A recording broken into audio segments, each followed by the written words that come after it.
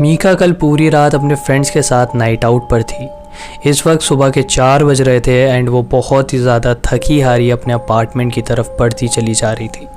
वो अपनी अपार्टमेंट की बिल्डिंग पर पहुंचती है, लिफ्ट के पास जाकर अपने फ्लोर का बटन दबाती है एंड लिफ्ट जैसी फ्लोर पर पहुंचती है वो लिफ्ट से बाहर निकलती है एंड अपने फ्लोर की लॉबी की तरफ देखती है। वो जो देखती है उससे उसकी पूरी बॉडी सुन्न पड़ जाती है एंड उसके कदम आगे बढ़ना बंद कर देते हैं। वो देखती है कि उसके सामने लॉबी में एक लड़की बैठी हुई है ज़मीन में लॉबी के बीचों बीच।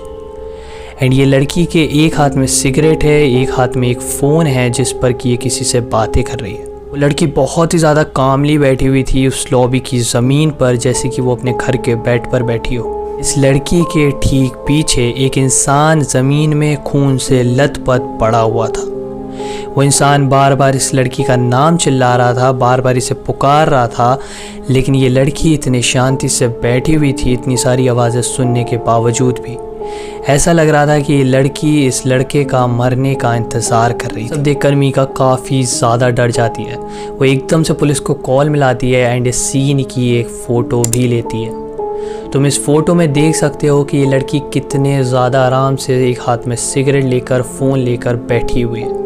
बाद में जब इस लड़की से ये पूछा गया कि ये सब क्या हो रहा था यहाँ पर एंड ये कौन लड़का है, तो इस लड़की ने ये बताया कि ये लड़का मेरा बॉयफ्रेंड था एंड मैं अपने बॉयफ्रेंड के मरने का इंतज़ार कर रही थी।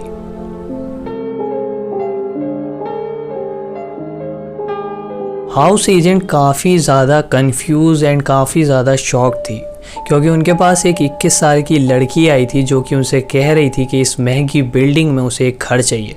ये बिल्डिंग काफ़ी ज़्यादा महंगी थी क्योंकि ये काफ़ी ज़्यादा नई भी थी एंड इस बिल्डिंग में काफ़ी ज़्यादा पैसे भी लग रहे थे। सीन ऐसा था इस बिल्डिंग का कि आपको $14,000 पहली बार में ही डिपॉजिट करने होते हैं जब आप लीज साइन करते हो। उसके बाद $1,000 इस अपार्टमेंट का पर मंथ का रेंट भी था। तो ये काफ़ी ज़्यादा एक्सपेंसिव घर तो था ही, लेकिन एक 21 साल की लड़की आकर ये कहती है कि वो एकदम आराम से पेमेंट कर सकती है। ये काफ़ी ज़्यादा शॉकिंग था हाउस एजेंट के लिए, लेकिन वो सोचती है मे बी वो कुछ ज़्यादा ही जजमेंटल हो रही है एंड वो यही सोचकर उसको काफ़ी सारे घर वगैरह दिखाती है। उसके दिमाग में ये भी चीज़ आती है कि मे बी इसके पेरेंट्स के पास काफ़ी ज़्यादा पैसे हों एंड इसीलिए ये इतना ज़्यादा महंगा घर लेने भी आई है। तो इसीलिए वो उसको घर वर दिखाती हैं एंड एक अपार्टमेंट जो था इस लड़की को काफ़ी ज़्यादा पसंद आ भी जाता है। वो फ़ौरन से फ़ौरन लीज साइन करने बैठ भी जाती है एंड लीज साइन करने के टाइम पर ये जो हाउस एजेंट थी वो इस लड़की से एक सवाल पूछती है। हाउस एजेंट इस लड़की से ये पूछती है कि क्या तुम्हारे पेरेंट्स भी तुम्हारे साथ यहाँ पर शिफ्ट होकर रहेंगे? तो ये लड़की उनसे कहती है कि नहीं, मेरे पेरेंट्स वगैरह तो हमारे साथ नहीं रहेंगे, बल्कि मेरा एक बॉयफ्रेंड है वो मेरे साथ यहाँ पर आकर रहेगा। अब यहाँ पर मे बी तुम्हें लग रहा होगा कि ये जो लड़की है ये काफ़ी ज़्यादा एक लविंग रिलेशनशिप में है उस लड़के के साथ, लेकिन असलियत इससे एकदम ही उल्टी थी। उस लड़के को तो ये भी नहीं पता था कि वो अपनी जॉब छोड़ने वाला है कुछ टाइम पर, या फिर वो इस लड़की के साथ शिफ्ट भी होने वाला है एक घर में। उस लड़के को कुछ भी नहीं पता था इस सब के बारे में, वो बिल्कुल अनजान था। खैर ये लड़की लीज वगैरह साइन कर कर वहाँ से चली जाती है हाउस एजेंट को एकदम सरप्राइज छोड़कर। लेकिन फिर हाउस एजेंट के मन में एक और ख्याल आता है कि मे बी ये लड़की किसी होस्टेस क्लब में काम करती होगी एंड वहाँ पर अच्छा खासा वो लोग पैसा भी देते हैं काम का, तो मे बी इसी वजह से इसके पास इतने सारे पैसे होंगे। अब हम यहाँ पर बात करने वाले हैं होस्ट एंड होस्टेस क्लब्स के बारे में, क्योंकि ये काफ़ी ज़्यादा इंटरेस्टिंग चीज़ है जापान के बारे में जो आई डोंट थिंक कि तुम लोगों को पता होगी।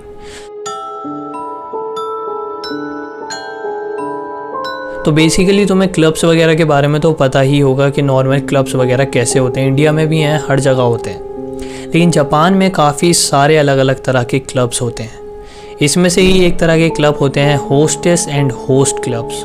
तो बेसिकली इन होस्टेस क्लब में होता क्या है? इन होस्टेस क्लब में होता यह है कि जो भी इनमें लड़का या आदमी वगैरह जाते हैं उनकी ईगो को बूस्ट करा जाता है। मतलब बेसिकली क्या होता है, वेटर्स वगैरह को हटा कर यहाँ पर काफ़ी सारी सुंदर सुंदर लड़कियों को एम्प्लॉय करा जाता है, यहाँ पर काम पर रखा जाता है। उनका काम ये होता है कि ये भी जितने भी कस्टमर्स वगैरह आ रहे हैं मेल, उनके पास जाएं एंड उनकी बातें सुने, पूरे दिन की जितनी भी वो बातें बता रहे हैं वो सुने, इनकी तारीफ़ें करें, बढ़ा चढ़ा कर इनकी तारीफ़ें करें। एंड इवन अगर तुम इन लोगों को, ये जो लड़कियां होती हैं यहाँ पर एम्प्लॉयड, उनको कुछ बोरिंग से बोरिंग भी बात बताओगे या फिर कोई ऐसी बात बताओगे जिसमें कि वो लड़की जानती है कि तुम आधी से ज़्यादा बातें गलत कर रहे हो, तब भी वो तुम्हें टोकेगी नहीं, सिर्फ सुनती जाएगी तुम्हारी बातें। तुम्हें ये फील कराएगी कि तुम इस दुनिया के सबसे ज़्यादा स्मार्ट आदमी हो एंड तुमसे ज़्यादा स्मार्ट कोई है ही नहीं दुनिया में। इन होस्टेस क्लब का काम यही होता है कि तुम वहाँ पर जाओ, यहाँ पर ये लड़कियाँ तुम्हारे पास आकर बैठें एंड तुम्हारी तारीफ़ें करें। तारीफ़ें करते करते बीच बीच में तुम्हें फोर्स करें ड्रिंक्स बाय करने को। एंड जापान में ये चीज़ काफ़ी ज़्यादा बुरी मानी जाती है कि अगर तुम ड्रिंक्स वगैरह सिर्फ अपने लिए मंगाते हो, तो इसीलिए जब तुम ड्रिंक्स मंगाते हो तो तुम्हें अपने साथ साथ उस लड़की के लिए भी ड्रिंक मंगानी पड़ेगी। एंड ये जो ड्रिंक्स वगैरह होती हैं बहुत ही ज़्यादा महंगी होती हैं इन होस्टेस क्लब्स में। एंड यही होते हैं पूरे तुम्हारे होस्टेस क्लब्स वगैरह, जिसमें कि आदमियों की बेसिकली ईगो बूस्ट करी जाती है कि आप एकदम अल्फ़ा मेल हो, आपसे बड़ा कोई नहीं है, आपको अपने काम की पूरी नॉलेज है। अब जापान में क्या होता है, जैसे ये जो कंपनीज़ वगैरह के एम्प्लॉयज़ होते हैं, उनसे कहा जाता है कि जो कंपनीज़ के क्लाइंट्स हैं, जो कंपनीज़ के कस्टमर्स हैं, उनके साथ जाकर आप ड्रिंक करिए, उनको अपना कंफर्टेबल फील कराइए, ऐसा फील कराइए कि आप ही उनका काम करवा सकते हैं। जो भी काम वो आपके पास लेकर आए हैं वो उन्हीं की कंपनी करवा सकती है। एंड इसीलिए जापान में एक रूल है कि मतलब जैसे कि काम वाम करने के बाद, पूरा अपना ऑफिस आवर के बाद, तो आप इन क्लाइंट्स के साथ जाकर खाना खाओ, ड्रिंक करो, ऐसा कुछ काम करो जिनसे कि आपके आपस के रिश्ते अपने क्लाइंट के साथ अच्छे हो जाएं। एंड अब तुम खुद ही सोचो, एक इंसान जो कि 6, 7, 8, 9 बजे तक काम कर रहा था ऑफिस में लगातार, अब उससे बोला जा रहा है जब उसकी छुट्टी हो गई है कि आप जाइए इस क्लाइंट को लेकर जाकर एंड इसको एंटरटेन करिए बेसिकली। तो ये लोग क्या करते हैं, ये एम्प्लॉयज़ वगैरह क्या करते हैं, अपने क्लाइंट को लेकर इन्हीं होस्टेस क्लब्स में जाते हैं। ये इन लोगों को होस्टेस क्लब्स में लेकर जाते हैं एंड वहाँ पर जाकर बैठ जाते हैं। अब जितना बड़ा ग्रुप है या फिर जितनी देर के लिए ये ग्रुप आया है या जितनी ड्रिंक्स इस ग्रुप ने ली हैं, उस हिसाब से यहाँ पर लड़कियाँ भेजी जाती हैं। जितनी भी मतलब जैसे कि अगर 3-4 का ग्रुप आया तो 3-4 लड़कियाँ भेजी जाएंगी एंड इसी तरह से। अब ये लड़कियाँ क्या करती हैं, इनको पता रहता है कि कौन सा एम्प्लॉय है एंड कौन सा क्लाइंट है। तो ये लड़कियां जाती हैं एम्प्लॉय के पास एंड क्लाइंट के पास। एम्प्लॉय की भर भर कर तारीफ़ें करती हैं, भर भर कर, मतलब तुम सोच भी नहीं सकते, बहुत ही ज़्यादा तारीफ़ें करती हैं, जिससे कि क्लाइंट को ये लगता है कि हाँ भाई ये बंदा मतलब इसकी जान पहचान तो है। एंड बेसिकली इनका काम यही होता है। एंड कभी कभार ये भी होता है कि जो कंपनीज़ होती हैं इन्होंने टाई अप कर रखा होता है इन होस्टेस क्लब से, एंड ये कहती हैं अपने एम्प्लॉयज़ से ले जाकर कि हाँ भाई लेकर जाओ इस क्लाइंट को यहाँ पर। एंड उन होस्टेस क्लब की लड़कियों को पहले से पता होता है कि ये बंदा एम्प्लॉय है उस कंपनी का, तो हमें इसकी तारीफ़ें करनी है उस क्लाइंट के सामने। एंड इसी तरह से इनका पूरा बिजनेस चलता है।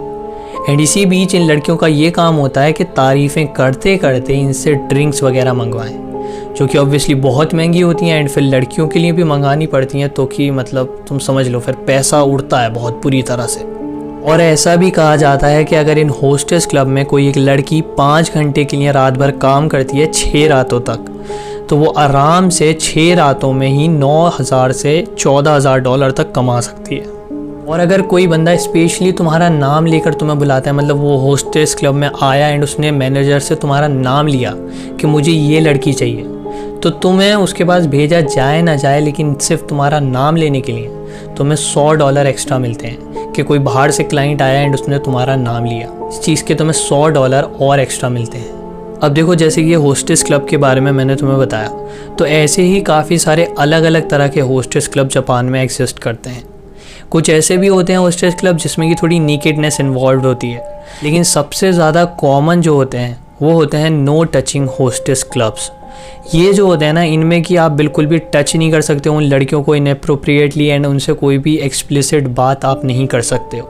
अगर आप कुछ भी बेकार हरकत वगैरह करते हो लड़कियों के साथ, तो आपको फ़ौरन से फ़ौरन वहाँ से निकाल दिया जाएगा। एंड ये हमेशा के लिए निकाला जाता है, आपकी नाम को ब्लैक लिस्ट कर दिया जाता है हमेशा के लिए। एंड अब तुम सोचोगे कि कौन ही करता होगा, इतना ज़्यादा ये रूल वगैरह फॉलो तो होते नहीं होंगे क्लब्स वगैरह में। तो बेसिकली ये डिपेंड करता है कितनी बड़ी वो इस्टेब्लिशमेंट है, कितना बड़ा वो होस्टेस क्लब है। जितना ज़्यादा बड़ा, जितना ज़्यादा अमीर होस्टेस क्लब होगा, उतना ही ज़्यादा पालन करा जाता है इन रूल्स वगैरह का। एंड तुम थोड़े से हैरान हो गए सुनकर, लेकिन एक और बहुत ही ज़्यादा इंटरेस्टिंग काम होता है इन होस्टेस का। अब होस्टेस बेसिकली मैंने तुम्हें बताया वही लड़कियां जो कि एम्प्लॉय करी जाती हैं क्लब्स के द्वारा इन सब लड़कों की बातें सुनने के लिए, इनकी तारीफ़ करने के लिए। इनका एक काम ये और होता है कि अब जैसे कि मानो एक कस्टमर आया था कल रात, एक होस्टेस क्लब में एक कस्टमर आया था। अब उस एक कस्टमर के पास एक लड़की गई थी जो कि उससे पूरी रात बातें करी, उसकी तारीफ़ें करी एंड वो लड़का चला गया। अब ये लड़का जो वहाँ से चला गया उस रात, उस कस्टमर को वापस लाने का, वापस उस क्लब में एंटर करवाने का काम होता है इस होस्टेस का जिसने कि उसकी तारीफ़ें वगैरह करी थी। तो अब ये काम ये होस्टेस कैसे करेगी? वापस से उस लड़के को इस क्लब में लाना एंड उससे पैसे खर्च करवाना, ये काम कैसे करेगी वो? तो इसके लिए ये लोग काफ़ी ज़्यादा एक इंटरेस्टिंग फार्मूला तुम कह सकते हो यूज़ करती हैं। तो बेसिकली ये करती क्या है, ये उसका नंबर ले लेती हैं उस कस्टमर का एंड उससे बातें करती हैं फ़ोन पर एंड उसको कन्विंस करती हैं एक डेट पर चलने के लिए उस मतलब क्लब्स वगैरह से बाहर किसी एक दूसरे रेस्टोरेंट में। अब जैसे कि ये दिन डिसाइड हो गया, ये लोग जाते हैं एक रेस्टोरेंट में जब डेट के लिए, तो डेट के एकदम बीचों बीच जैसे कि फ़ौरन खाना खाने तुम बैठे हो रेस्टोरेंट में एंड उसी टाइम पर ये एकदम से फ़ोन उठाकर अपना कुछ बात करेंगी फ़ोन पर एंड बोलेंगी लड़के से कि यार अचानक से बहुत ही ज़्यादा इंपॉर्टेंट काम आ गया मुझे एंड मुझे जाना पड़ेगा, लेकिन यार मैं तुम्हें छोड़ कर नहीं जाना चाहती हूँ। एक काम करो, तुम आज रात में ना अपने दोस्तों को लेकर क्लब में आ जाना एंड वहाँ पर बात करेंगे पूरी रात बैठकर। एंड वो वहाँ से उठकर चली जाती है।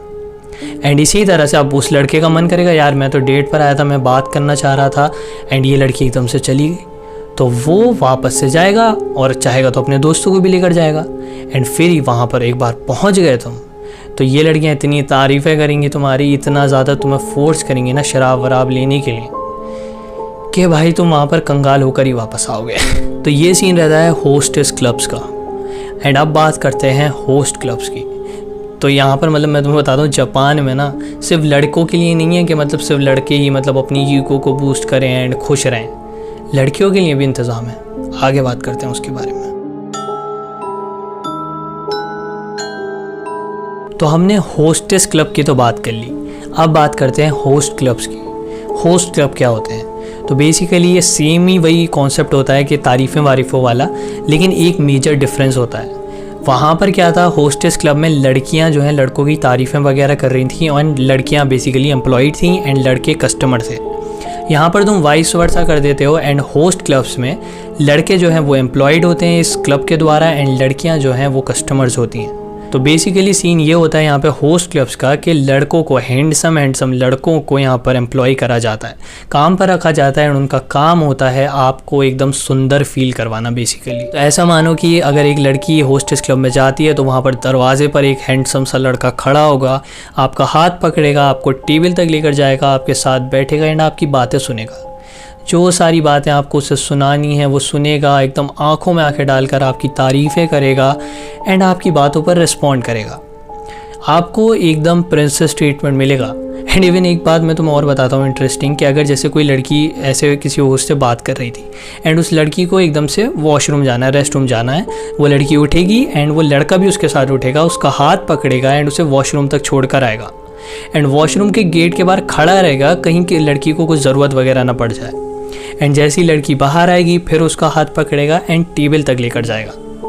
मतलब यहाँ पर तुम्हें बिल्कुल जैसे वहाँ लड़कों को एकदम ऐसा ट्रीटमेंट मिल रहा था कि आप ही हो बस, वैसे ही यहाँ पे लड़के लड़कियों को ट्रीटमेंट देते हैं कि बस आप ही हो सबसे ज़्यादा सुंदर इस दुनिया में, और तो कोई है ही नहीं। तो बेसिकली ये काम होता है। सो लेट्स से कि 2-3 लड़कियाँ इस होस्टेस क्लब में गईं, वो वहाँ पर जाएंगी, 3 होस्ट आएंगे, उन्हें टेबल तक लेकर जाएंगे, वहाँ पर बैठकर बातें होने लगेंगी। अब बातें हो रही हैं, बातें चलते चलते अचानक से 10-15 मिनट बाद एक बेल बजेगी। बेल बजती होगा क्या कि ये जितने भी होस्ट तुम्हारी टेबल पर 3 बैठे हुए थे तुम्हारी 3 दोस्तों के साथ, वो एकदम से उठ जाएंगे। वो उठेंगे, अपना एक कार्ड देंगे जिसपे कि उनका नाम वगैरह एंड इन्फॉर्मेशन लिखी होगी एंड वहाँ से चले जाएंगे। एंड 3 नए होस्ट आएंगे एंड तुम तीनों के पास बैठ जाएंगे, वो तुमसे बातें करेंगे एंड 10-15 मिनट बाद फिर से बेल बजेगी एंड फिर से ये 3 होस्ट उठेंगे तो अपना कार्ड देंगे एंड चले जाएंगे। फिर 3 नए होस्ट आएंगे। लगभग 1 घंटे तक यही साइकिल चलेगी कि हर 10-15 मिनट में बेल बजती है, ये 3 होस्ट जो बैठे थे वो उठते हैं, कार्ड देते हैं, चले जाते हैं, नए होस्ट आ जाते हैं। 1 घंटे बाद क्या होगा, तुम्हें एक मेन्यू टाइप का कार्ड मिलेगा जिसपे कि ये जितने भी होस्ट अभी तक गए हैं तुम्हारे पास से उन सबके नाम लिखे होंगे एंड तुम्हें अब जो है कार्ड देखकर सिलेक्ट करना होगा कि तुम्हें कौन सा होस्ट चाहिए अपने आज की पूरी रात के लिए। एंड वो तुम्हें मेक श्योर करते हैं कि तुम किसी ना किसी एक होस्ट को तो ज़रूर चूज़ करो। बेसिकली इसका मतलब ये हुआ कि जो भी होस्ट तुमने आज चुना है अब वो हमेशा तुम्हें वही मिलेगा जब भी तुम इस होस्ट क्लब में जाओगे, चाहे तुम दूसरी बार जाओ, तीसरी बार जाओ, चौथी बार जाओ। अगर वो होस्ट इस क्लब को छोड़ता नहीं है एंड वो वहीं पर है तो तुम्हें जितनी बार भी तुम जाओगी तुम्हें वही होस्ट मिलेगा, अटेंड करेगा तुम्हें वही वाला। एंड अब उसी होस्ट का काम है तुम्हें वापस से इस क्लब में लेकर आना। एंड ऐसा भी नहीं है कि तुम्हें ये जो होस्ट मिला है जो कि तुमने खुद चुना था उसको तुम बाद में जाकर बदलवा सकते हो कि नहीं भाई अब मुझे ये नहीं चाहिए, मुझे ये चाहिए। ऐसा बिल्कुल भी नहीं होता है। और अब ये मेल होस्ट वगैरह कैसे तुम्हें वापस लाएंगे, तो बेसिकली ये लोग क्या करते हैं, तुमसे नंबर वगैरह लेते हैं ये भी, एंड फिर तुम्हें मैसेज वगैरह करेंगे, तुम्हें बात में एंगेज करने की कोशिश करेंगे कि आज का दिन तुम्हारा कैसा था यार, मुझे तुमसे बात करनी है। एंड अपना जो भी ये खा रहे हैं, कुछ भी कर रहे हैं, उसके फ़ोटोज़ वगैरह तुम्हें भेजेंगे। एंड एक बार तुम इनके साथ बातों में इंगेज हो गए तो बस इनका काम आसान हो जाता है। फिर ये बीच बीच में बात छोड़ देंगे एंड तुमसे बोलेंगे कि एक काम करो, पूरी बात नहीं हो पाती हमारी ऐसे, तुम क्लब में आ जाओ आज। एंड सेम जैसे कि मेल क्लब्स में होता है दारू वारू मंगा कर पैसे खर्च करवाना, वही सेम काम होता है इन मेल होस्ट का कि किसी न किसी तरह से इन लड़कियों से तारीफ़ें कर कर कर पैसे निकलवाए जाएँ।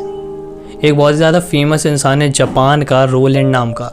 एंड ये बंदा फेमस इसलिए है क्योंकि ये जापान का one of the highest paid hostess club में काम करने वाला बंदा है। ये बंदा 1 से 1.5 मिलियन डॉलर्स कमा लेता है होस्टेस क्लब में काम कर कर पर मंथ। एंड ये जो बंदा है ना, ये पूरा अपने कैरेक्टर में रहता है। ये बंदा कहता है कि पूरी दुनिया में सिर्फ 2 तरह के मेल्स होते हैं, पहला जो कि मैं हूँ एंड बाकी 2 जो पूरी दुनिया के मेल्स वगैरह होते हैं। एंड ये इवन ये भी कहता है कि जैसे कि जब मेरे हो क्लब में लड़कियां वगैरह आती हैं एंड मैं उनकी आंखों में आंखें देखकर कहता हूँ कि आप बहुत ही ज़्यादा खूबसूरत लग रहे हो, तो वो मैं उन्हें नहीं कह रहा होता हूँ बल्कि उनकी आंखों में अपनी रिफ्लेक्शन देखकर अपने आप से कह रहा होता हूँ। तो ये बस एग्जांपल था। ये एक मतलब बहुत ज़्यादा फेमस इंसान है जो कि बहुत ही ज़्यादा पैसे कमा रहा है इन होस्टेस क्लब से। लेकिन ये उन्हीं की बात है जो कि एकदम टॉप पर है। जो मतलब अभी स्टार्ट कर रहे हैं, जो बीच में ही हैं, वो लोग इतना बिल्कुल भी नहीं कमाते हैं। एंड आज हम ऐसे ही उसके बारे में बात करने वाले हैं, एक लड़का जिसका नाम था फीनिक्स लूना, जो कि बेसिकली काफ़ी ज़्यादा उसकी हार्श अपब्रिंगिंग थी। उसके पेरेंट्स का बचपन में ही डिवोर्स हो गया था एंड उसके भाई बहन वगैरह वो एक ऑर्फनेज में रहे थे।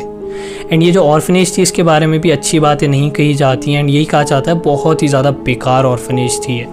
तो काफ़ी सारे लोग मिडिल स्कूल के बाद ही इस ऑर्फनेज को वगैरह को छोड़ देते हैं बिकॉज ऑफ द कंडीशंस। वहाँ फीनिक्स ने क्या करा था, उसने भी ऑर्फनेज मिडिल स्कूल के बीच में ही छोड़ दी थी एंड उसके पास डिग्री नहीं थी। एंड जापान तुम जानते हो कितना ज़्यादा कॉम्पिटिटिव है, तो बिना डिग्री के जापान में जॉब पाना बहुत मुश्किल है। एंड इसीलिए वो क्या कर रहा था, कंस्ट्रक्शन के काम ढूंढ रहा था, कुछ ऐसी छोटे मोटे काम ढूंढ रहा था एंड वही कर रहा था। लेकिन यहाँ पर उसे इतनी आमदनी वगैरह नहीं हो रही थी एंड ना ही उसके पास रहने के लिए कोई जगह थी। उसने सोचा क्यों ना मैं होस्टेस क्लब में ट्राई करूँ, क्योंकि वो कम्युनिकेशन में काफ़ी ज़्यादा अच्छा था एंड उसके पास थोड़े बहुत तुम कह सकते हो लुक्स वगैरह भी थे। उसका मेन रीज़न होस्टेस क्लब में काम करने का ये था कि उसके पास रहने की कोई जगह नहीं थी इस टाइम पर। ऐसा कहा जाता है कि जितने भी होस्ट वगैरह होते हैं इन क्लब्स के, तो ये क्लब वाले क्या करते हैं, इन होस्ट को रहने के लिए जगह भी देते हैं फ्री में। तो उसने सोचा चाहे मैं इतनी जल्दी कुछ कमाने ना लगूं लेकिन रहने के लिए एक जगह तो मिलेगी, तो इसीलिए उसने भी एक होस्टेस क्लब को ज्वाइन कर लिया था।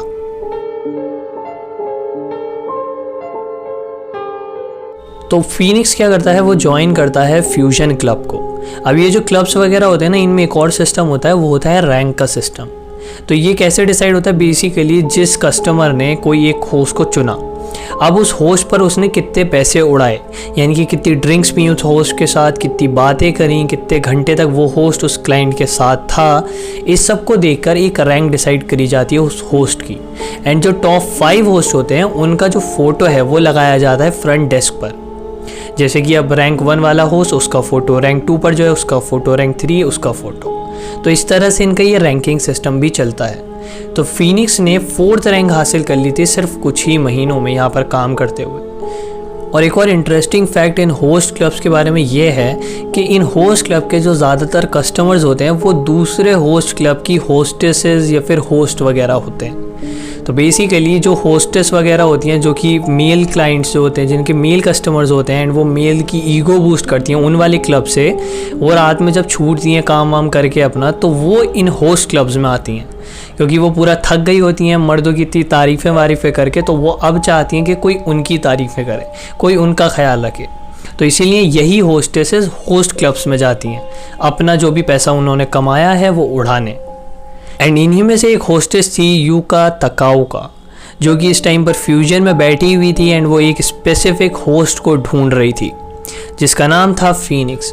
वो फीनिक्स को ढूंढ रही थी बिकॉज उसका कहना ये था कि फीनिक्स कुछ टाइम पहले उसके क्लब में आया था अपने कुछ और दोस्तों के साथ, एंड वहाँ पर यूका को वो काफ़ी ज़्यादा पसंद भी आया था फीनिक्स। तो इसीलिए आज वो फीनिक्स को ढूंढते हुए यहाँ तक पहुँची थी। एक बार मिली, वो 2 बार मिली, 3 बार मिली, एंड अब उसका नॉर्मल हो ही गया था कि हफ्ते में 1 बार 2 बार या तो 3 बार भी कभी कभार फीनिक्स से मिलने ज़रूर ही जाना है। कि एक दिन क्या होता है, यूका और फीनिक्स के क्लब में बैठे होते हैं एंड बातें कर रहे होते हैं कि यूका एकदम से फीनिक्स से कहती है कि तुम्हारी रैंक इस क्लब में 4 है ना, चलो इसको नंबर 1 बनाते हैं। आज मैं और ज़्यादा ड्रिंक्स खरीदूंगी। एंड तुम्हें ध्यान होगा मैंने तुम्हें बताया था एक ड्रिंक की बॉटल ही बहुत ज़्यादा महंगी होती है।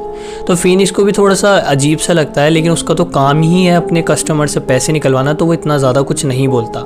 एंड इस पर यूका भी ये कहती है कि मैं एक क्लब की मैनेजर हूँ, मैं अपने क्लब की मैनेजर हूँ। एंड हाँ, ये बात सच भी थी कि यूका मैनेजर थी अपने क्लब की। उसके बारे में हम आगे बात करेंगे जब हम अभी यूका के चाइल्डहुड एंड उस सब के बारे में बात करेंगे। ड्रिंक्स मंगाने का सीन ये था कि अगर कोई होस्ट किसी कस्टमर के साथ बैठा है तो कितना ज़्यादा पैसा निकलवा सकता है उस कस्टमर से। जितना ज़्यादा वो ड्रिंक्स मंगाएंगे कस्टमर, उतना ही ज़्यादा रैंक तुम्हारी ऊपर बढ़ेगी होस्ट की उस क्लब में। तो ये सीन था रैंकिंग का।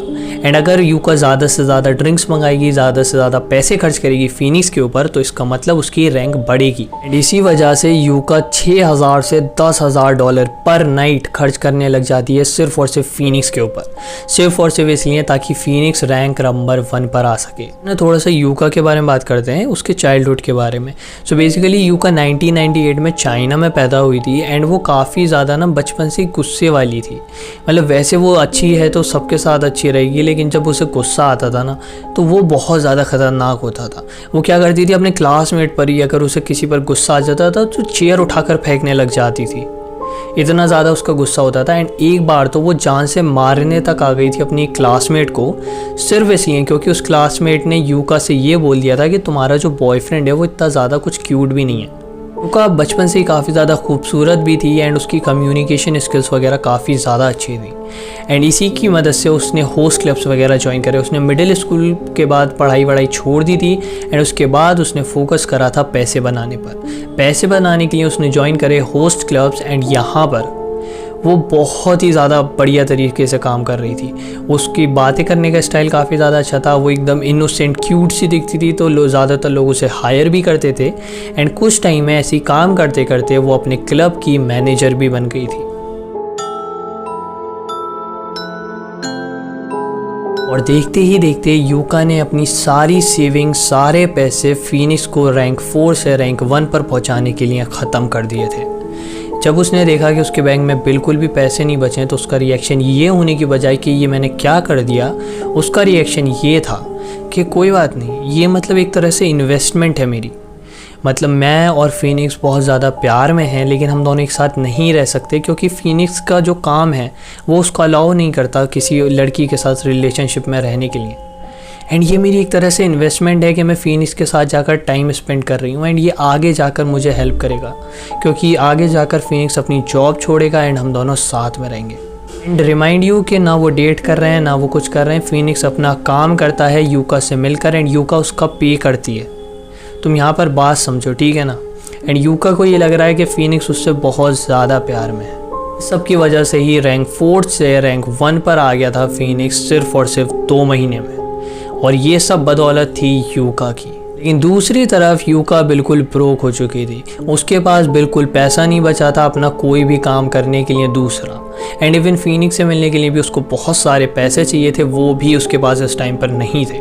एंड इसीलिए वो ज्वाइन करती है डिलीवरी हेल्थ केयर। अब बेसिकली एक और बहुत ही ज़्यादा तुम कह सकते हो स्ट्रेंज सर्विस है जापान की। इसमें होता क्या है ना, बेसिकली अगर तुम अच्छा फील नहीं कर रहे हो अपने घर पर तो तुम कॉल करोगे इनको एंड ये एक बहुत ही ज़्यादा सुंदर सी लड़की तुम्हारे घर पर भिजवा देंगे एंड वहाँ पर तुम जो चाहो इस लड़की के साथ कर सकते हो। मतलब यहाँ पर तुम फिज़िकल रिलेशंस भी बना सकते हो उस लड़की के साथ।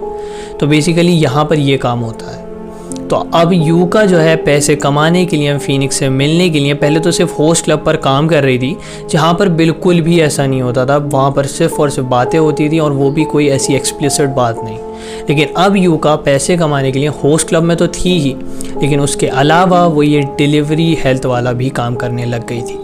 और मैं तुम्हें बताऊं, यूका को ये बहुत ही ज़्यादा बेकार चीज़ लगती थी। उसको बिल्कुल भी पसंद नहीं था डिलीवरी हेल्थ में काम करना, लेकिन सिर्फ और सिर्फ वो इसलिए कर रही थी क्योंकि वो समझती थी कि फीनिक्स और यूका दोनों ही प्यार में हैं एक दूसरे से, लेकिन दोनों मिल नहीं पा रहे हैं एंड इसीलिए वो चाहती थी कि वो फीनिक्स के लिए बहुत सारे पैसे जमा कर सके, वो फीनिक्स से मिल सके, उसके लिए एक अपार्टमेंट ले सके एंड यही सब। Yucca was madly in love with Phoenix at this point. वो कुछ भी करने को तैयार थी, जबकि फीनिक्स से तो उसकी कोई बात भी नहीं हुई थी इससे रिलेटेड। फीनिक्स को उसने इवन ये भी नहीं बताया था कि वो डिलीवरी हेल्थ में काम कर रही है ये सब पैसे लाने के लिए। उसको रैंक 1 पर जो उसने पहुंचाया है वो ये सब काम कर कर पहुंचाया है। वो फीनिक्स को हमेशा यही बताती थी कि एक तो वो मैनेजर है एक अपने होस्ट क्लब की एंड दूसरा उसका कोई एक शुगर डैडी है जो कि अपने साथ डेट पर जाने के लिए यूका को बहुत सारे पैसे वगैरह देता है। उसने फीनिक्स को सिर्फ और सिर्फ यही बता रखा था। इसके बाद अप्रैल 2019 को यूका और फीनिक्स एक होटल में फिजिकल रिलेशंस भी बनाते हैं एक दूसरे के साथ, जिसके बाद यूका और भी ज़्यादा कंफर्म हो जाती है कि फीनिक्स उससे बहुत प्यार करता है। एंड मैंने तुम्हें बताया था ये जो होस्ट वगैरह होते हैं इनका काम ही होता है अपने कस्टमर्स को खुश रखना, क्लब में भी एंड क्लब के बाहर भी, ताकि ये लोग क्लब में उन कस्टमर्स को वापस ला सकें। एंड इसके लिए ये लोग क्या करते हैं मैंने तुम्हें बताया था, ये लोग डेट्स वगैरह पर जाते हैं अपने कस्टमर्स के साथ। एंड फीनिक्स भी यही कर रहा था यूका के साथ डेट पर जाकर, लेकिन यूका को ये लग रहा था कि फीनिक्स उससे बहुत ज़्यादा प्यार करता है। अब तुम यहाँ पर इन दोनों की थिंकिंग में डिफरेंस समझो, ठीक है ना। यूका समझ रही है कि फीनिक्स और वो बहुत ज़्यादा प्यार में है एंड इसीलिए वो लोग इन डेट्स वगैरह पर जा रहे हैं। एंड यूका ये बात पता नहीं क्यों नहीं समझ पा रही है, जबकि वो सेम प्रोफेशन में जहाँ पर वो दूसरों के साथ डेट्स पर जाती है उन्हें क्लब में वापस लाने के लिए, एंड फीनिक्स दूसरी तरफ प्रोफेशनली ये काम कर रहा है क्योंकि उसका भी काम यही है अपने कस्टमर्स के साथ डेट पर जाना, उन्हें खुश रखना एंड बाद में क्लब वापस लेकर आना। तो अब यहाँ पर तुम डिफरेंस देख रहे हो ना, एंड यही डिफरेंस आगे जाकर फीनिक्स के लिए बहुत बड़ा खतरा बनने वाला है।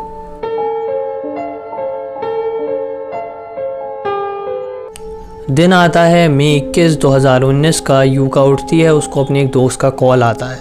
वो दोस्त उसे बताती है कि क्या तुम्हें पता है मैंने एक होटल में जाते हुए देखा फीनिक्स को एक लड़की के साथ। ये सुनकर यूका बहुत ज़्यादा गुस्सा हो जाती है।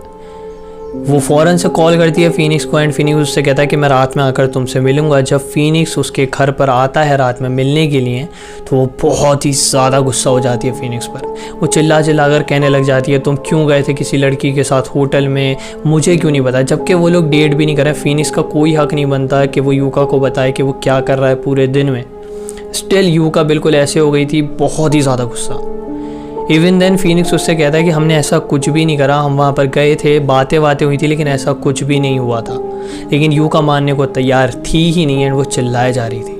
एट द एंड ये डिसाइड होता है, यूका फीनिक्स से ये कहती है कि तुम मुझे हमेशा बताओगे अगर तुम किसी लड़की के साथ कुछ भी ऐसे जा रहे हो ड्रिंक्स पर या रेस्टोरेंट में। फीनिक्स इस बात को भी मान जाता है कि ठीक है मैं तुम्हें कॉल कर बता दूंगा। अगले ही दिन क्या होता है, फीनिक्स यूका को कॉल कर जैसे कि उसने वादा करा था ये बताता है कि मैं 2 फीमेल कस्टमर्स के साथ हूँ एंड मुझे अभी इनके साथ ड्रिंक्स करने जाना है, तो मैं अगर आऊँगा भी तो बहुत ही ज़्यादा लेट रात में आऊँगा तुम्हारे घर पर। ये सुनकर यूका बहुत ही ज़्यादा गुस्सा हो जाती है। इवन दो उसने खुद ही बोला था कि मुझे तुम बताओगे अगर तुम्हें ऐसे जा रहे हो किसी फीमेल कस्टमर के साथ, लेकिन वो बहुत ज़्यादा गुस्सा हो गई थी। उसने सोचा कि अब एक ही रास्ता है फीनिक्स और उसके एक साथ रहने का, कि वो फीनिक्स को हमेशा हमेशा के लिए मार दे एंड उसके बाद खुद को भी मार ले। उसने अपनी ये जो फीलिंग्स वगैरह थी उस रात की वो एक डायरी में भी लिखी थी। यूका कहती है कि मैं माफ़ी मांगना चाहूँगी हर एक उस इंसान से जो मेरे आसपास रहा है अभी तक।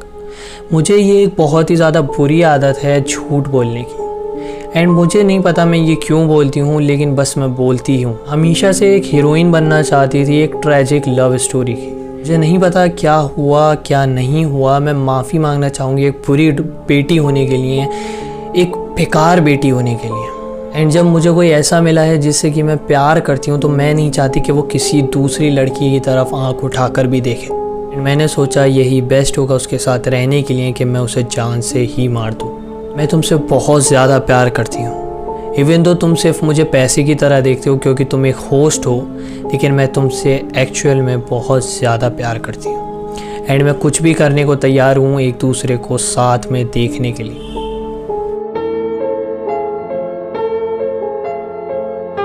उधर अपनी फीमेल क्लाइंट्स के साथ ड्रिंक्स वगैरह करने के बाद फीनिक्स यूका के घर आता है। ऐसा बताया गया था कि यूका ने ही फीनिक्स को बुलाया था कुछ काम वाम करवाने के लिए, जैसे कि सामान वगैरह उठाकर रखवाने के लिए अपने नए घर में। एंड यूका ने ये भी बोला था कि वो फीनिक्स को पे भी करेगी इस काम के लिए जो कि वो काम करने के लिए आ रहा है उसके घर पर। तो इसलिए फीनिक्स उसके घर पर आया था। एंड काम वाम करवाने के बाद फीनिक्स यूका से बोलता है कि क्या मैं तुम्हारे शावर में थोड़ा सा नहा सकता हूँ, बिकॉज मैं काफ़ी ज़्यादा थक गया हूँ इस सब पूरे दिन के बाद। यूका उससे कहती है हाँ ठीक है नहा लो, कोई प्रॉब्लम नहीं है। शावर में जाता है, वहाँ पर नहाने लग जाता है। नहाते नहाते वो टब में ही सो जाता है। कुछ देर बाद उसकी आँख खुलती है, वो थोड़ा सा एम्बैरस होता है कि यार ऐसे कैसे मैं टब में सो गया। उठता है, वो सुखाता है खुद को, अपना जो भी कपड़े वपड़े थे वो पहन कर यूका के साथ बेड पर आकर सो जाता है। वो वहाँ पर सो रहा था, लेकिन उसी टाइम पर यूका ने उसके फ़ोन में कुछ लड़कियों के साथ उसके फ़ोटो देख लिए थे।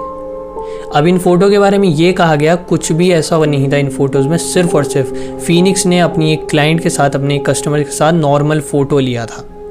इन फ़ोटोज़ में कुछ भी ऐसा नहीं था जो कि काफ़ी ज़्यादा सस्पिशियस हो या फिर कुछ भी ऐसा हो। इवन देन यूका को बहुत ही ज़्यादा गुस्सा आया फीनिक्स पर कि क्यों तुम किसी और कस्टमर की फ़ोटो अपने फ़ोन में रखे हुए हो, वो भी फीमेल कस्टमर की। यूका गुस्से में अपने किचन में जाती है, एक सबसे ज़्यादा शार्प नाइफ जो उसके पास था वो लेकर आती है। फीनिक्स जो लेटा हुआ था, सो रहा था, उसके ऊपर चढ़ती है एंड चाकू लेकर पहले तो उसे बहुत ही अच्छे से देखती है कि वो बहुत ही ज़्यादा अच्छा लग रहा है सोता हुआ। एंड वो चाकू उसके पेट में घुसा देती है। उसने इतनी फोर्स यूज़ करी थी वो चाकू उसके पेट में घुसाते टाइम कि चाकू का जो हैंडल था, ब्लेड तो अंदर गया ही था, आधा हैंडल तक चाकू का फीनिक्स के पेट में घुस गया था। उसने इतनी ज़्यादा ज़ोर से वो चाकू को उसके पेट में पुश करा था। फीनिक्स एकदम से उसकी आंख खुली, उसको दर्द नहीं हुआ। सबसे पहले वो हैरान हो गया कि अचानक से उसके पेट में ऐसे चाकू और यूका उसके ऊपर बैठी हुई है, ये क्या हो रहा है। फीनिक्स ने एकदम से यूका को धक्का देने की कोशिश करी, लेकिन वो दोनों बेड से गिर गए। एंड फिर फीनिक्स ने कोशिश करी कि यूका का गला दबा सके वो, लेकिन उससे हो ही नहीं पा रहा था क्योंकि एक तो उसको इतना दर्द होने लग गया था। एंड वो चाकू जो उसके पेट में घुसा था वो उसको ये सब करने ही नहीं दे रहा था। इसी बीच एकदम से जब ये हाथापाई चल रही थी, यूका फीनिक्स से पूछती है कि क्या तुम मुझे पसंद करते हो। फीनिक्स यहाँ पर एकदम से शांत होता है एंड उसको समझ में आ जाता है कि यूका यही सुनना चाहती है एंड मे बी इसी की वजह से वो उसके ऊपर से हट भी जाए। तो फीनिक्स एकदम सीधा मुँह करके एकदम सीरियसली होकर उसे ये कहता है कि हाँ मैं तुमसे प्यार करता हूँ, एक साथ रहते हैं, चलो प्लीज़ मेरे ऊपर से हटो, हम लोग एक साथ रहेंगे अब से एंड मैं अपनी जॉब भी छोड़ दूँगा। लेकिन टू हिज सरप्राइज यूका हंसते हुए कहती है कि चलो फिर मरने के बाद हम दोनों एक साथ ज़रूर रहेंगे।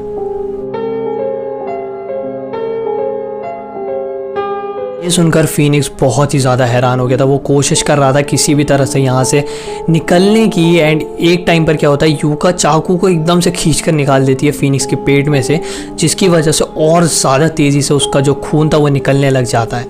फीनिक्स बुरी हालत में था, बार बार चिल्ला रहा था कि एम्बुलेंस को बुलाओ, लेकिन जो यूका थी वो कुछ सुन ही नहीं रही थी, वो एकदम शांति से बैठी हुई थी। जब फीनिक्स ये देखता है कि यूका कुछ भी नहीं कर रही है, एम्बुलेंस वगैरह नहीं बुला रही है, तो वो खुद ही मेहनत से उठकर भागने की कोशिश करता है। जब यूका ये देखती है तो वो एकदम से अपना ग्लास, अपना फ़ोन एंड अपना सिगरेट लेती है पहले। एंड यही सब ढूंढने के चक्कर में, क्योंकि यूका ये ढूंढने में लग गई थी ये तीन चीज़ें, जो फीनिक्स था वो स्टेयर्स तक पहुंच पाया था, वरना उसकी हालत बहुत बुरी थी।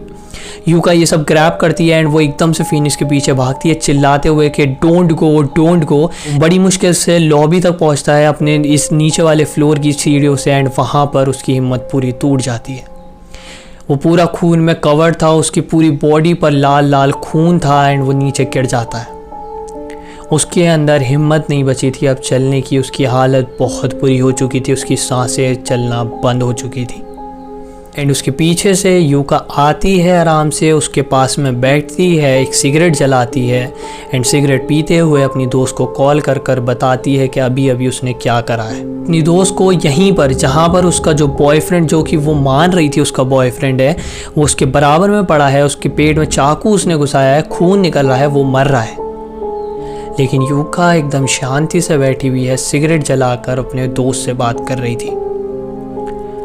इसी टाइम पर ऐसा कहा गया कि एक और लड़की जो कि नाइट आउट से अपने दोस्तों के यहाँ से वापस आ रही थी, वो लिफ्ट से जब निकली तो उसने ये सीन देखा एंड उसी ने पुलिस को भी बुलाया एंड उसी ने एक इनफेमस ये वाली फ़ोटो भी ली थी इस इंसिडेंट की। इसके बाद भी जब जैसे पुलिस वगैरह आ गई, इसको पकड़ लिया गया था एंड जब ये फ़ोटो ऑनलाइन गई, इंटरनेट पर ये फ़ोटो सर्कुलेट हुई कि जो ये यूका है ये बैठी हुई है एंड बराबर में इसकी एक इंसान मर रहा है, तो जो कुछ लड़के थे या तुम कह सकते हो आदमी वगैरह थे, उनका कॉल आता है इसी लड़की के पास जिसने ये फ़ोटो खींची थी कि क्या तुम जानती हो इस लड़की को, ये जो फ़ोटो में दिख रही है?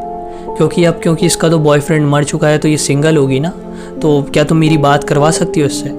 एंड वैसे ये तो बहुत ही ज़्यादा क्यूट भी है, तो अगर ये चाहे तो मुझे भी मार सकती है, मैं कुछ एतराज़ नहीं करूँगा इस बात पर। उसको लिटरली ऐसे ऐसे कॉल आए एंड एक नहीं दो नहीं बहुत सारे, जो कि ये कह रहे थे कि वो लड़की बहुत ज़्यादा क्यूट लग रही है जो फ़ोटो में है एंड वो चाहे तो उन्हें भी मार सकती है जान से। और इतना ही नहीं, ये जो इंसिडेंट था, ये जो जिसकी फ़ोटो खींची गई थी ना, इसकी काफ़ी सारी फ़ैन आर्ट्स भी बनाई लोगों ने, जो तुम्हें स्क्रीन पर अभी दिख रही होंगी। ये सारी एक्चुअल में लोगों ने बनाई हैं उसकी एडमिरेशन में कि कितने आराम से वो बैठी हुई है ये सब करने के बाद। इस फ़ोटो में तुम देख सकते हो एक पुलिस वाला भी यूका के सामने बैठा हुआ एकदम शांति से।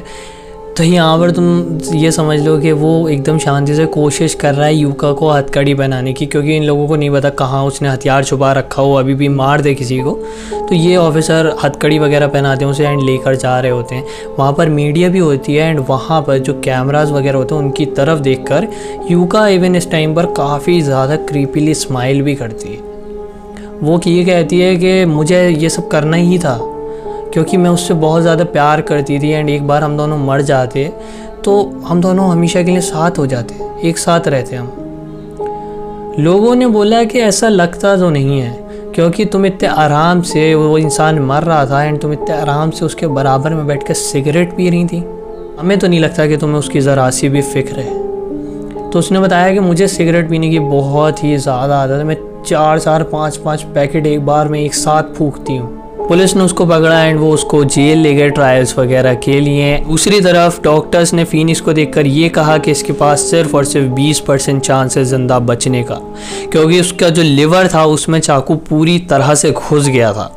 तो डॉक्टर्स को काफ़ी कम उम्मीद थी, लेकिन उन्होंने अपनी पूरी कोशिश करी एंड जो फिनिक्स था वो 5 दिन तक पूरे कोमा में रहा, लेकिन उसके बाद वो अचानक से उठ भी गया। फिनिक्स इस इंसिडेंस के बाद ज़िंदा भी बच गया था। इतनी सारी चीज़ों के बाद, उसके लिवर में इतनी गहरी चोट लगने के बाद वो ज़िंदा बच गया था।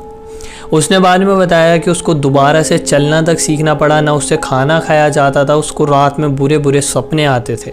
उसे सपनों में यूका दिखाई देती थी चाकू के साथ, जो कि उस पर हमला करना चाह रही होती थी। तो फिनिक्स ने बताया उसके लिए ये सब बहुत ही ज़्यादा मुश्किल था, इन सब चीज़ों से कोप अप करना, इन सब चीज़ों से बाहर आना। उसने बताया कि सबसे ज़्यादा जिसने हेल्प करी उसको इन सब चीज़ों से बाहर निकलने में वो थे उसके कोवर्कर्स। उसके कोवर्कर्स उससे रोज़ मिलने आया करते थे, उससे बातें करने आया करते। चीज़ ये हुई कि पुलिस वालों को, क्योंकि डॉक्टर ने ये बताया था कि ये बचने के इसके चांसेस कम ही हैं, तो पुलिस ने किसी न किसी तरह से जो फिनिक्स के बचपन के जो उसके भाई बहन थे, जो कि बचपन में ही अलग हो गए थे जब से उसने वो ऑर्फनेज छोड़ी थी, उसके बाद से वो कभी भी इतने सारे सालों में अपने भाई बहनों से नहीं मिला था। तो पुलिस ने किसी न किसी तरह से उसके सारे भाई बहनों को ढूंढकर ये बताया कि उनका जो भाई है उसकी इतनी बुरी हालत हो चुकी है। एंड लकीली उसके सारे भाई बहन उससे मिलने के लिए भी आए, जो कि उसने बोला उसकी लाइफ का बेस्ट एक्सपीरियंस था। वो इतने साल बाद जब अपने सारे भाई बहनों से मिला, बताया उसको ये सब देखकर बहुत ही ज़्यादा अच्छा भी लगा कि उसके भाई बहन ये जानने के बाद कि उसको इतनी बुरी हालत हो गई उसकी, उससे मिलने के लिए आए। दूसरी तरफ यूका को कोर्ट ने छोड़ दिया एंड उसको बोला कि आप नर्स की नौकरी कर सकती हो। उसने बाकायदा नर्स की ट्रेनिंग करी इसके बाद, और वो अब प्रॉपर नर्स है, ठीक है ना। मतलब हुआ बेसिकली ये 3 दिसंबर 2019 को उसका ट्रायल था, जहाँ पर फीनिक्स भी आया था। एंड फीनिक्स ने ही ये रिक्वेस्ट करी जज से कि यूका को कोई हार्ड सज़ा ना दी जाए, एंड उसने माफ़ कर दिया है इस सब के लिए। हाँ, उसने उसको माफ़ कर दिया इस सब के लिए, एंड जज उसको कोई हार्श सज़ा ना दें। वो बस ये चाहता है कि यूका अपनी लाइफ अच्छे से जिए एंड उसके बगैर ऑब्वियसली, एंड आगे बढ़े अपनी लाइफ में। और ये जो उसने उसे सॉरी बोला है उसको असलियत में अपने दिल से माने एंड आगे बढ़े। हुआ ऐसा था बेसिकली, ये बताया गया कि कोर्ट ट्रायल से पहले यूका ने एक बहुत ही लंबी चौड़ी अपॉलजी लेटर एक तरह से लिख कर दिया था फीनिक्स को। एंड वो लेटर तुम ऐसा समझो कि उसे पढ़ोगे तो तुम्हें लगेगा नहीं कि बंदा मतलब दिल से सॉरी है, वो बस ऐसे ही कि हाँ भाई बस सॉरी बोलने के लिए सॉरी बोल दिया। ये सबको देखते हुए फीनिक्स ने यूका को बोला कि अब तुम इसे दिल से मान लो, एंड जज से बोला कि इसको कम से कम सज़ा दी जाए। लेकिन स्टिल जज ने उसे 3.5 ईयर्स की जेल की सज़ा सुनाई थी। एंड यूका को जेल से निकाल दिया गया था, मतलब उसकी जेल ख़त्म हो गई थी इसी साल फरवरी में। इसके बाद से यूका को हमेशा के लिए मना कर दिया था, ये होस्ट एंड होस्टेस क्लब के आसपास भी वो नहीं जा सकती, बिकॉज फीनिक्स को हमेशा डर तो लग ही रहा था यूका से। एंड इसीलिए यूका के लिए ये रूल बनाया गया कि अब तुम बाहर भी जाओगे तो तुम होस्ट क्लब इन सब से बिल्कुल दूर रहोगी। फीनिक्स ये कहता है एक तरह से उसके साथ अच्छा ही हुआ, मतलब अच्छा इस सेंस में नहीं कि उसकी वो मरने की हालत हो गई थी, बट इस सेंस में कि जैसे अब उसकी ये सब जो हालत हुई उसके साथ, ये सब जो इंसिडेंट्स हुए, उससे वो और ज़्यादा पॉपुलर हो गया। एंड पॉपुलर हुआ तो लोग उसकी कहानियाँ सुनना चाहते हैं, उसके पास और कस्टमर आती थी, तो जिसकी वजह से उसके पैसे भी बढ़ रहे थे एंड उसको मतलब मदद मिल रही थी उससे भी। और यहीं पर ख़त्म होता है ये केस।